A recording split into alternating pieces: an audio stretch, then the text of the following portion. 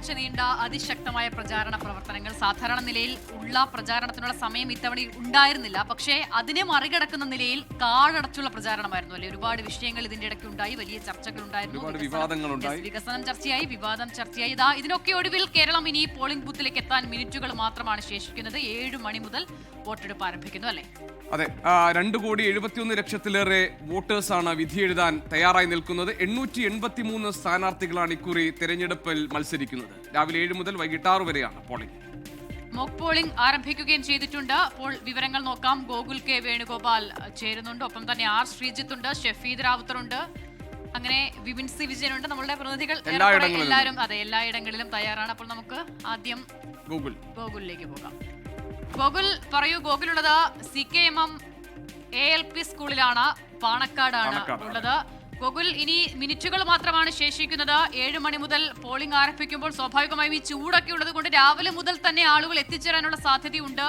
വെയിൽ കണക്കുന്നതിന് മുൻപേ വോട്ട് ചെയ്ത് മടങ്ങിപ്പോകാനുള്ള ഒരു സാധ്യത പൊതുവിൽ ആളുകൾ കാണിക്കാറുണ്ട്. അപ്പോൾ എങ്ങനെയുണ്ട് ബൂത്തിലേക്ക് കാര്യങ്ങൾ? എത്തി തുടങ്ങിയിട്ടുണ്ടോ ആളുകൾ?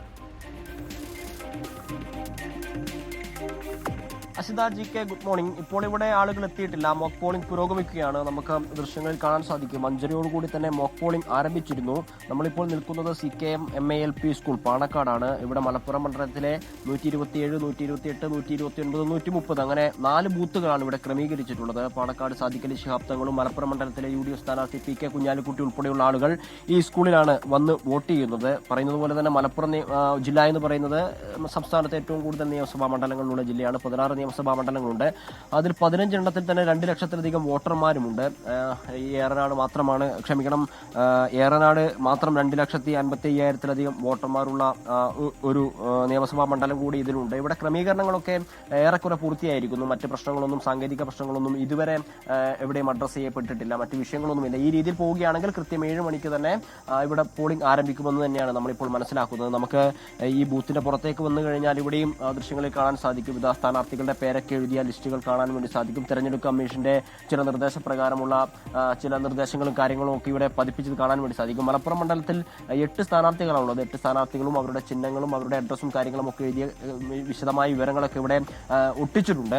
മലപ്പുറം ജില്ലയിൽ 95 സ്ഥാനാർത്ഥികളാണുള്ളത്. 16 നിയമസഭാ മണ്ഡലങ്ങളിലായിട്ട് 95 സ്ഥാനാർത്ഥികളുണ്ട്. അതിൽ തന്നെ ഈ PK കുഞ്ഞാലിക്കുട്ടി ഉൾപ്പെടെയുള്ള ആളുകൾ, അദ്ദേഹം കഴിഞ്ഞ പ്രാവശ്യം വേങ്ങരയിലായിരുന്നു മത്സരിച്ചിട്ടുണ്ടായിരുന്നത്. അദ്ദേഹത്തിന്റെ സ്വന്തം സ്ഥാനാർത്ഥിത്വത്തിന് വേണ്ടി വോട്ട് ചെയ്യുന്നു എന്നൊരു പ്രത്യേകത കൂടി നമുക്കിവിടെ കാണാൻ സാധിക്കും. 127, 129 ബൂത്തുകളാണ് ഇവിടെയുള്ളത്. ഇതിന്റെ മറുവശത്താണ് മറ്റു 2 ബൂത്തുകൾ ക്രമീകരിച്ചിട്ടുള്ളത്. ഏറ്റവും കൂടുതൽ വോട്ടർമാരുള്ള ഒരു ജില്ല എന്നൊരു പ്രത്യേകത കൂടി മലപ്പുറത്തിനുണ്ട് എന്ന് നമുക്ക് പറയാൻ വേണ്ടി സാധിക്കും. 36,32,210 വോട്ടർമാരാണ് ഇവിടെ ഉള്ളത്. പക്ഷേ വോട്ടർമാരുടെ എണ്ണം കൂടുന്നതിനനുസരിച്ച് മറ്റ് കണ്ണൂർ പോലെയുള്ള സ്ഥലങ്ങളിൽ ഉള്ളതുപോലെയുള്ള പ്രശ്നബാധിത ബൂത്തുകളൊന്നും ഇവിടെയില്ല. എങ്കിലും പ്രശ്നബാധിത ബൂത്തുകളുണ്ട്. 15 സ്ഥലങ്ങളിലായി 43 പ്രശ്നബാധിത ബൂത്തുകളാണുള്ളത്.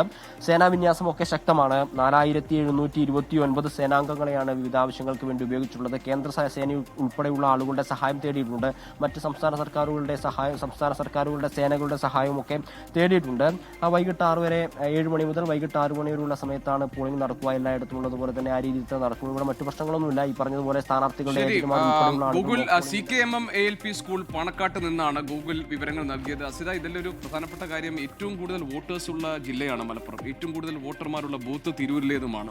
അപ്പോൾ അവിടെ നിന്നാണ് ഈ വിവരങ്ങൾ നൽകിയത്. സാധാരണ നിലയിൽ നമ്മുടെ ഈ വോട്ടെടുപ്പ് ദിനത്തിൽ ചെറിയ ചില തർക്കങ്ങളോ അല്ലെങ്കിൽ ഈ വോട്ടിങ്ങിലെ എന്തെങ്കിലും ചെറിയ സാങ്കേതിക പ്രശ്നങ്ങളോ മാറ്റി നിർത്തിയാൽ പൊതുവെ സമാധാനപരമായിട്ടാണ് കേരളത്തിലെ വോട്ടിംഗ് ഉണ്ടാകാറുള്ളത്, പോളിംഗ്. അതുകൊണ്ട് തീർത്തും സമാധാനപരമായ ഒരു പോളിംഗ് ദിനമായിരിക്കും ഇന്ന് എന്ന് നമുക്ക് പറയാം. അതിനിടയിൽ പ്രേക്ഷകരോട് പറയാനുള്ളത്, എല്ലാവരും, വോട്ടവകാശമുള്ള എല്ലാ ആളുകളും ഇന്ന് നിർബന്ധമായും നിങ്ങളുടെ വോട്ട് രേഖപ്പെടുത്തണം. ജനാധിപത്യ പ്രക്രിയയുടെ ഭാഗമാകണം.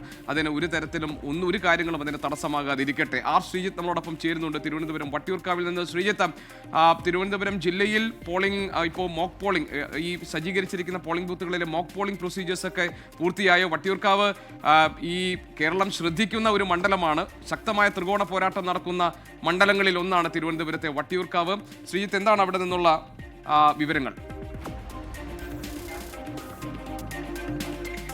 G K good morning. Vattiyoorkavu നിയോജക മണ്ഡലത്തിലെ ജവഹർ നഗർ LP സ്കൂളിലാണ് ഞാൻ ഉള്ളത്. ഇവിടെ ഈ സ്കൂളിൽ മാത്രം 5 പോളിംഗ് സ്റ്റേഷനുകളുണ്ട്. ഇവിടെ ആണ് പ്രധാനപ്പെട്ട VIP വോട്ടർമാർ വോട്ട് ചെയ്യാൻ എത്തുന്ന സ്ഥലമാണ്. ഇവിടെ ഗവർണർ രാജേന്ദ്ര വിശ്വനാഥ് അർലേക്കർ, BJP സംസ്ഥാന അധ്യക്ഷനും നേമം നിയോജക മണ്ഡലത്തിലെ സ്ഥാനാർത്ഥിയുമായ രാജീവ് ചന്ദ്രശേഖർ, വട്ടിയൂർക്കാവ് മണ്ഡലത്തിലെ UDF സ്ഥാനാർത്ഥി K മുരളീധരൻ തുടങ്ങിയ പ്രമുഖർ വോട്ട് ചെയ്യാനെത്തുന്ന പോളിംഗ് സ്റ്റേഷനുകളുള്ള സമുച്ചയമാണ് ഇത്. എന്തായാലും വോട്ടർമാരുടെ നിര 7 മണിക്ക് തന്നെ ഇവിടെ വലിയ തോതിൽ ഉണ്ടാകാനുള്ള സാധ്യതയുണ്ട്. 7 മണിക്കാണ് രാജീവ് ചന്ദ്രശേഖർ വോട്ട് ചെയ്യാൻ എത്തുമെന്ന് അറിയിച്ചിട്ടുള്ളത്. മുരളീധരനും ഏതാണ്ട് അതേ സമയത്ത് തന്നെ 8 മണിയോടുകൂടി എത്തുമെന്ന് അറിയിച്ചിട്ടുണ്ട്. അങ്ങനെ പോളിംഗിനുള്ള ക്രമീകരണങ്ങൾ എല്ലാം തയ്യാറായി. ഇപ്പോൾ 7 മണിക്ക് തന്നെ പോളിംഗ് ആരംഭിക്കാനുള്ള എല്ലാ ക്രമീകരണങ്ങളും നടത്തി. മോക്ക് പോളിംഗ് 5:30 തന്നെ ഇവിടെ നടത്തിയിരുന്നു. ഇവിടുത്തെ എല്ലാ പോളിംഗ് ബൂത്തുകളിലെയും മോക്ക് പോളിംഗ് വിജയകരമായിരുന്നു. കാരണം ഓരോ സ്ഥാനാർത്ഥിയുടെയും നേർക്ക് വോട്ട് രേഖപ്പെടുത്തി അതിൽ നോട്ടയടക്കം എല്ലാം രേഖപ്പെടുത്തിയത് ടാലി ആവുന്നുണ്ടോ എന്ന് ഉറപ്പുവരുത്തുകയാണ് ഈ മോക്ക് പോളിംഗിലൂടെ ചെയ്യുന്നത്.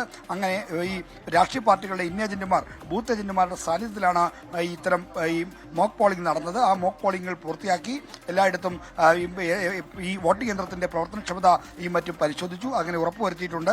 ഇനി 7 മണിക്ക് പോളിംഗ് ആരംഭിക്കാനുള്ള ക്രമീകരണങ്ങളാണ്. വട്ടിയൂർക്കാവിലേക്ക് വന്നാൽ വട്ടിയൂർക്കാവ് ഏറ്റവും GK സൂചിപ്പിച്ച പോലെ തന്നെ ഏറ്റവും ശക്തമായ മത്സരം നടക്കുന്ന മണ്ഡലങ്ങളിലൊന്നാണ്. ശക്തമായ ത്രികോണ മത്സരം ഇവിടെയുണ്ട്. BJPയും LDFും UDFും തമ്മിലാണ് മത്സരം. 2018 ഉപതെരഞ്ഞെടുപ്പിൽ ഇവിടെ അട്ടിമറി ജയം നേടിയ VK പ്രശാന്താണ് ഇപ്പോൾ സിറ്റിംഗ് MLA. അതുകൊണ്ട് തന്നെ VK പ്രശാന്തിൽ നിന്ന് മണ്ഡലം തിരിച്ചുപിടിക്കാൻ UDF ശക്തമായി ശ്രമിക്കുന്നു. K മുരളീധരനെ തന്നെ അവരുടെ ഈ വട്ടിയൂർക്കാവിൽ നിന്ന് 2 തവണ വിജയിച്ച K മുരളീധരനെ തന്നെയാണ് ഇവിടെ മത്സരിപ്പിക്കുന്നത്.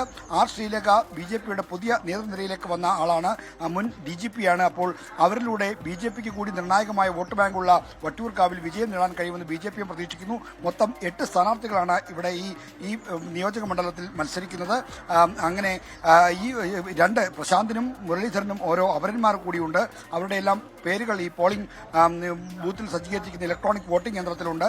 അങ്ങനെ ഈ ശക്തമായ പോരാട്ടത്തിനൊടുവിൽ ആര് വിജയിക്കുമെന്നതാണ് ആകാംക്ഷയോടത്തെ കാര്യം. ത്രികോണ മത്സരത്തിന്റെ എല്ലാ ചൂടുമുള്ള മണ്ഡലമാണ് വട്ടിയൂർക്കാവ്. ശരി, R ശ്രീജിത്താണ് വിവരങ്ങൾ നൽകിയത്. ഗോപി, ഇത്തവണ മറ്റൊരു വലിയ പ്രത്യേകത ഈ ബൂത്തുകളിലുള്ള ക്രമീകരണങ്ങളാണ്. പരമാവധി വോട്ടർമാരെ ആകർഷിക്കാനുള്ള ഒരുപാട് ക്രമീകരണങ്ങൾ ബൂത്തുകളിൽ ഏർപ്പെടുത്തിയിട്ടുണ്ട്. പിങ്ക് ബൂത്തുകളൊക്കെ ഉണ്ടല്ലേ ഇത്തവണ, ചെറുപ്പക്കാർക്ക് വേണ്ടി. അതെ അതെ. അതോടൊപ്പം തന്നെ ഈ ഹലുവ കൊടുക്കുന്നുണ്ട്. ഹലുവ കഴിച്ചുകൊണ്ട് നമുക്ക് വോട്ട് ചെയ്യാം. കഫേ കോഫിയുടെ ഓഫറുകളുണ്ട്. അപ്പോൾ അങ്ങനെ പരമാവധി ആളുകളെ ആകർഷിക്കുക, പ്രത്യേകിച്ചും ഈ യുവാക്കളെ, ചെറുപ്പക്കാരെയൊക്കെ ആകർഷിക്കുക എന്നുള്ളതൊക്കെ ഉണ്ട്. അപ്പോൾ നമുക്കിനി കോഴിക്കോടേക്ക് പോകാം. അവിടെ വർഷ ഗിരീഷ് ഉണ്ട്. വർഷ, മോക്ക് പോളിംഗ് പുരോഗമിക്കുന്ന മണിക്കൂറുകളാണ്. എന്താണ് കോഴിക്കോട്ടെ പൊതുവിലുള്ള സ്ഥിതി? മോക്ക് പോളിംഗ് പൂർത്തിയായിട്ടുണ്ടോ? വിവരങ്ങൾ എന്തൊക്കെയാണ്?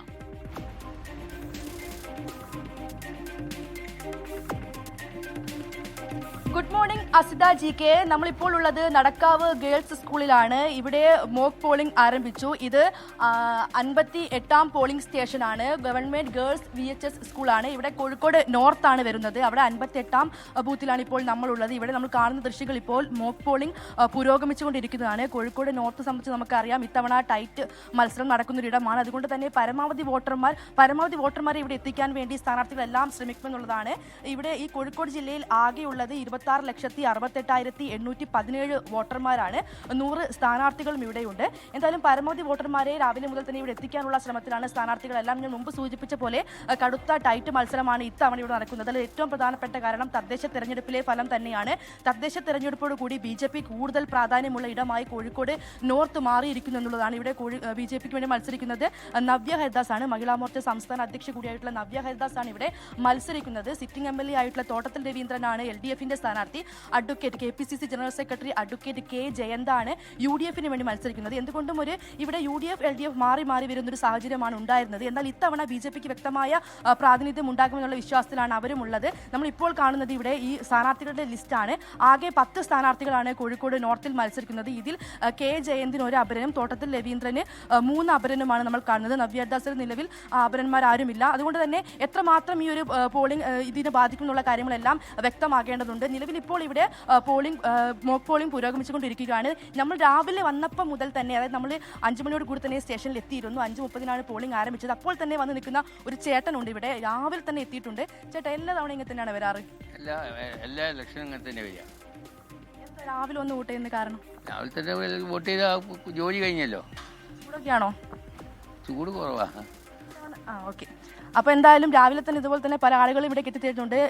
ഈ ഒരു മാർച്ച് ഏപ്രിൽ മാസത്തെ അപേക്ഷിച്ച് ഭയങ്കര ചൂടാണുള്ളത്. അതുകൊണ്ട് തന്നെ പരമാവധി ആളുകൾ രാവിലെയും വൈകിട്ടുമായിരിക്കും വോട്ട് ചെയ്യാൻ എത്തുക. നിലവിൽ എന്തായാലും ഇവിടെ പോളിംഗ് ഇപ്പോൾ പുരോഗമിച്ചുകൊണ്ടിരിക്കുകയാണ്. അസിത ജി കെ. ശരി വർഷ, എനിക്ക് തോന്നുന്നു അസിത നേരത്തെ പറഞ്ഞ പോലെ തന്നെ ഈ ചൂട് കാരണം ആൾക്കാർ പരമാവധി നേരത്തെ തന്നെ വന്ന് വോട്ട് ചെയ്യും. പിന്നെ അതിനുശേഷം ഉച്ചയ്ക്ക് ചെറിയ രീതിയിൽ ഡൗൺ ആയിരിക്കും. അതിനുശേഷം പിന്നെ വൈകുന്നേരം ആയിരിക്കും കൂടുതൽ വോട്ടേഴ്സ് എത്തുക. ഏതായാലും വോട്ടർമാർ കൂടുതൽ പോളിംഗ് ബൂത്തിലേക്ക് എത്തട്ടെ. കേരളത്തെ സംബന്ധിച്ച് അതിനിർണായകമായ ഒരു തെരഞ്ഞെടുപ്പാണ്. ആളുകളുടെ മുന്നിൽ ഒരു ഭരണമാറ്റമാണോ ഭരണ തുടർച്ചയാണോ വേണ്ടതെന്ന് ജനങ്ങൾ തീരുമാനിക്കുന്ന ഒരു തെരഞ്ഞെടുപ്പായി ഇത് മാറിയിരിക്കുന്നു. കേരളത്തിലെ വിധിയെഴുത്ത് ആ നിലയിൽ ശ്രദ്ധേയമായ ഒന്നായി മാറുകയാണ്.